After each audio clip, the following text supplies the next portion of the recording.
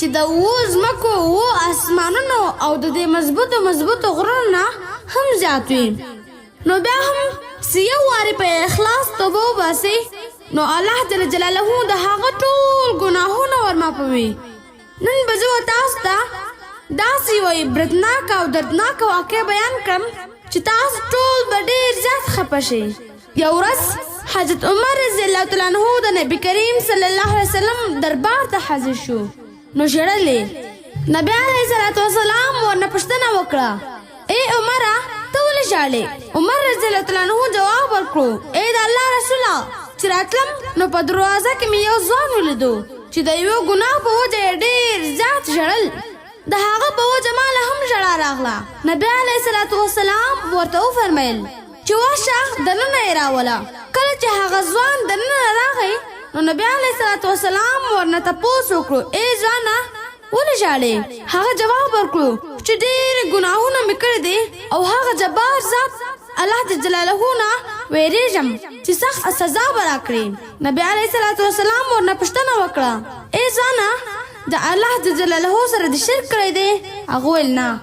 بیا ورنه تپوس وکړو ایا په ناحقه دې څوک ژړولی دی؟ هغه ویل نه. نبی علیه الصلاة والسلام ورته وفرمیل که چېرته ستا ګناهونه د ځمکو اسمانونو او د دې مضبوطو غرونو نه هم زیات وي نو بیا هم الله جلاله ستا توبه قبلوي. هغه ورته ای د الله رسوله زما ګناه د دې نه هم لوی ده. نبی علیه الصلاة والسلام ورته وفرمیل ستا ګناه لوی ده که د الله جلاله عرش او کرسۍ؟ هغه جواب ورکړو زما ګناه. هغه ویل زما ګناه تر دې عرش او کرسۍ نه هم لوی ده. بیا رسول الله صلی الله علیه وسلم پوښتنه وکړه ستا ګناه لوی ده او که الله جل جلاله یعنې د هغه عفو؟ هغه ویل الله جل جلاله خو ډېر لوی او عظیم دی، د هغه عفو او بخښنه ډېره لوی ده. نبی علیه الصلاة والسلام وفرمیل چې دا لوی ګناهونه خو صرف همهغه ذات بخي. خو ای ځوانه دا درته ووایم چې هغه کومه ګناه تا کړې ده چې تا دومره غټه معلومیږي؟ هغه ورته ویل ای د الله رسوله تا نه حیا راځي؟ زه ستا ده هغه زما ګناه بیانوم ما ته حیا راځي نه یې شم درته ویلی. نبی علیه الصلاة والسلام ورته وفرمیل چې خیر دی ووایه څه ګناه دې کړې ده؟ هغه ورته شروع شو ای د الله رسوله زه کفنکش یم، د 7 کالو نه را په دې خوا د مړو کفنونه وباسم او بیا یې خرڅوم، د مړو کفنونه راباسم او بیا یې خرڅوم. یو څو ورځې مخکې د انصارو یوه جنۍ وفاته شوه چې کله دې شپې زه د کفن ایستلو دپاره ورغلم او کفن مې ورنه راوایستی، را روان شوم چې څه اندازه راغلم نو شیطان را باندې غلبه وکړه. دوباره ورغلم او د هغې جنۍ سره مې زنا وکړه. چې کله ورنه را روان شوم نو هغې جنۍ را پسې آواز وکړو افسوس افسوس دې په تا باندې ای ځوانه، آیا تا ته د قیامت د هغې ورځې نه حیا نه درځي په کومه ورځ چې به الله جلاله د فیصلې دپاره کرسۍ ولږوي، د ظالم نه به د مظلوم دپاره حق اخلي. تا خو زه د مړو په ډله کې بربنډه پرېښودم او په دې مجبوره کړم چې د قیامت په ورځ د الله جلاله په دربار کې د جنابت په حالات کې ودرېږم.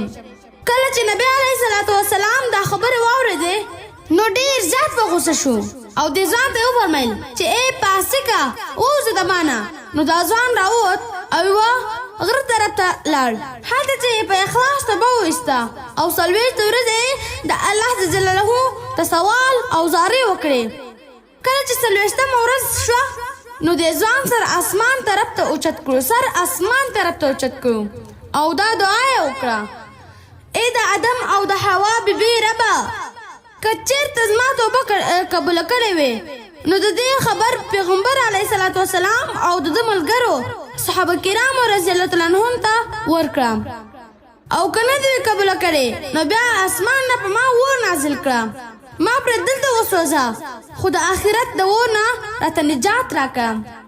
بل طرف ته حضرت جبرائیل علیه الصلاة والسلام نبی کریم صلی الله علیه وسلم ته راغلو، سلام یې واچول او عرض یې وکړو چې ای د الله رسوله په تاسو باندې الله جل جلاله سلام وایي.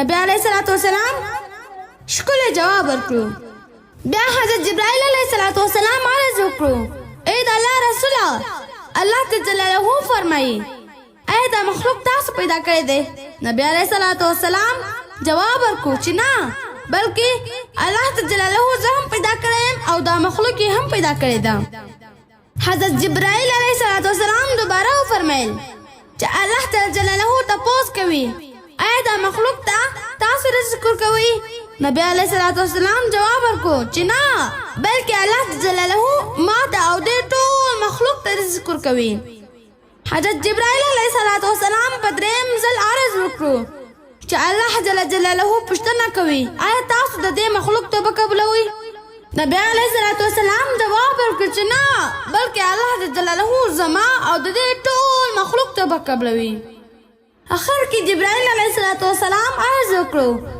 چې الله جل جلاله فرمایي ته زما د بنده معاف کړه ځکه ما د توبه قبول کړه ځکه د ما ته ډېرې زارۍ وکړې او په اخلاص توبه وایسته نبی کریم صلی الله علیه وسلم هغه ځوان راوغوښت او زیری یې ورکړو چې الله جل جلاله ستا توبه قبول کړه